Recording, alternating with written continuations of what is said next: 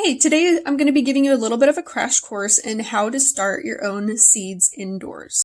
We're going to begin by learning how to make your own seed starting mix, and then learn how to pack the trays and sow the seed, and then what you need to do to take care of the seed once it is sowed. I'm going to be filling another 40 cell tray, and I'm going to do half and half with these Snapdragon seeds.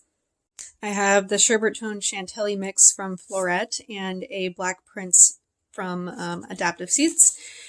When you're starting seeds this early, be sure to look at all of your seed packets and look for the information either on the back or wherever it's printed, and find the days to maturity. So you have 100 to 110 days.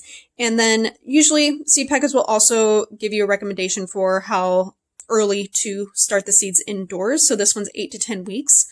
But because the germination rate is 80%, I like to start them, this early, which is 13 weeks before the last frost date in my area. I like to start them a bit earlier so that if they don't germinate within this first round of sowing, then I can re-sow them hopefully within the next couple weeks and still have them in time for when they need to be planted out into the garden. Truth be told, I almost missed these packets, so to make this video, I was looking through all of my seeds to see if I had anything left that needed to be sowed this early, and luckily I did catch this one, because I really, these are new seeds, so I really wanted to plant them this season. So definitely go through your entire collection of seed packets and locate everything that needs to be started this early so that you do not miss when they need to be sowed. Because it'd really suck if you were really looking forward to something and then, kind of oversight didn't start them in time and you had to wait till the next season to get them in the garden. So to start the entire process, I'm going to be showing you how to make your own seed starting mix. So for my mix, I use the recipe 1 part perlite, 1 part sifted compost. This is my homemade compost, and then 2 parts coconut coir. In lieu of coconut coir, you can also use peat moss. However, because it is more acidic, you're going to need to do an application of lime to balance it out. Most seed starting mixes that you get from the store are made with peat moss. I personally find coconut coir to be a little more pleasant to work with. But if you only have access to peat moss, this is fine too. All right, so let's begin our mix. I'm going to dump in the perlite. When you're portioning out the perlite, I recommend doing outside because it's very dusty. Getting it wet is also recommended so that the dust isn't coming up and getting into your lungs. We have our 1 part sifted compost going in. So this is my homemade compost. If you don't have compost going right now, you can also, get a bag of finished compost from your home store, or I guess hardware store, wherever you're shopping for your soils. Get the finished compost. Make sure you sift it because you want it to be pretty fine and soft. No big pieces. There's a piece of twig there, so I'll toss that back in the bucket. But you want it to be pretty soft. Worm castings are also great for this application. Okay, and then now we got the 2 parts coconut coir. All right, so all mixed in. Now we're just gonna mix it in with our hands.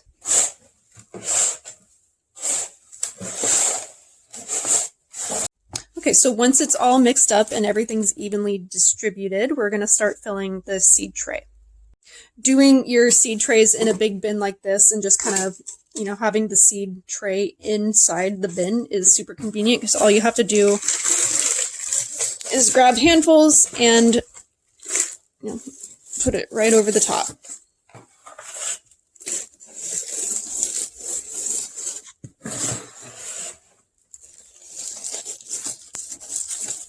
You're going to want to fill all the cells up with this initial go around and kind of just make them even. Okay, and then once they're all filled up, you're going to go back through and you're going to just gently tamp the soil down to get rid of the excess air down below. So you can see if you go to water while they're just like this, not tamped down, the soil will sink and your seeds will, kind of be stuck down there. And you can't, depending on what kind of seed you sow, you more than likely won't be able to add more soil on top because the seeds won't be able to push up through.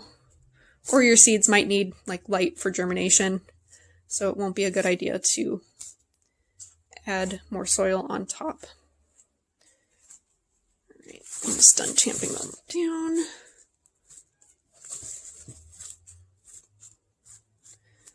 Okay, I think I have all of them done there. Okay, so now that it's tamped down, I'm going to add another layer to fill them all to the top again to make it all even. And there you go, looks good. Now that I have the tray filled up, I'm going to put, I guess, the cells. These are the cells, the nursing cells, the seed cells, whatever you want to call them. These are the cells, and they get put into the tray. That way, when you water, all the water goes into this bottom tray part, not all over the floor or the table, whatever you have it on. Water's not running everywhere.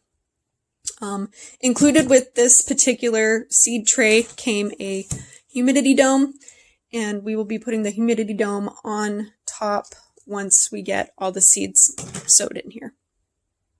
As you can see, I have a lot of extra soil already pre-made, so that'll be nice when I need to start some more trays. But for now, we are going to set it aside and just focus on the tray here and sowing our Snapdragon seeds. So as far as labeling goes, you can use little plant tags.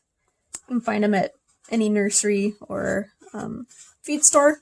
For now, I just have masking tape labeled each side of the tray.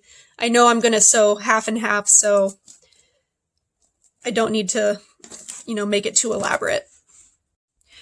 So again, usually on the seed packet, they will tell you what depth to sow the seed.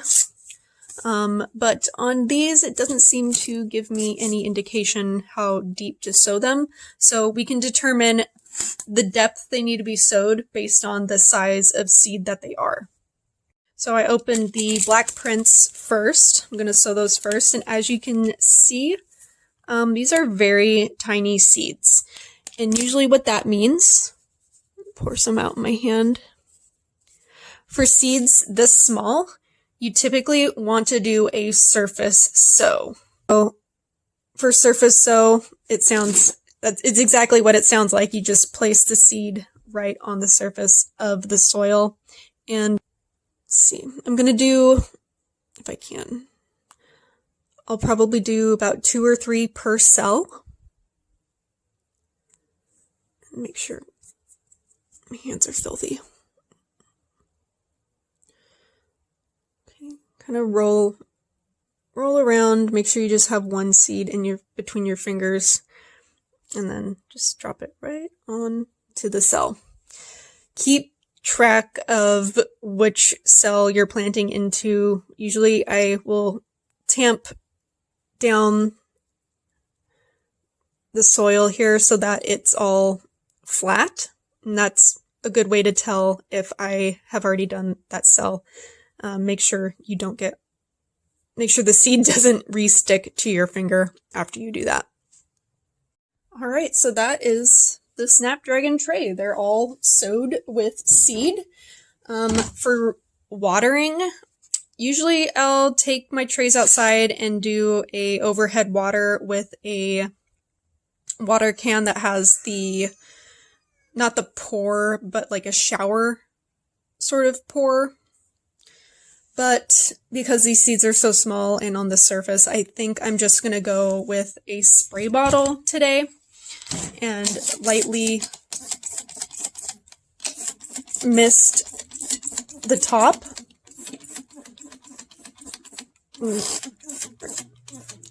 I guess not so lightly mist the top, but give it just enough water to saturate the top.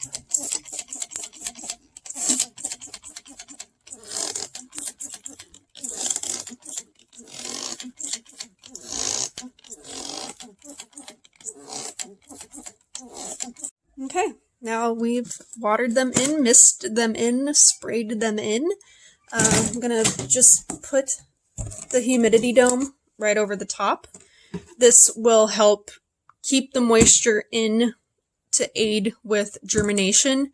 Once the seeds start to come up though, and I start to see them sprout, then I know it is time for the humidity dome to come off. If you leave it on for too long and don't allow some air circulation to get in there, the seeds will start to rot essentially because there's no air circulation. So yeah, definitely once you see seeds start to come up, be sure to take off the dome. I do not have much room in my seed starting area for another tray, but it just barely will fit in at the end here. So yeah, I hope this video has been helpful and it gets you going on starting your own seeds indoors this season.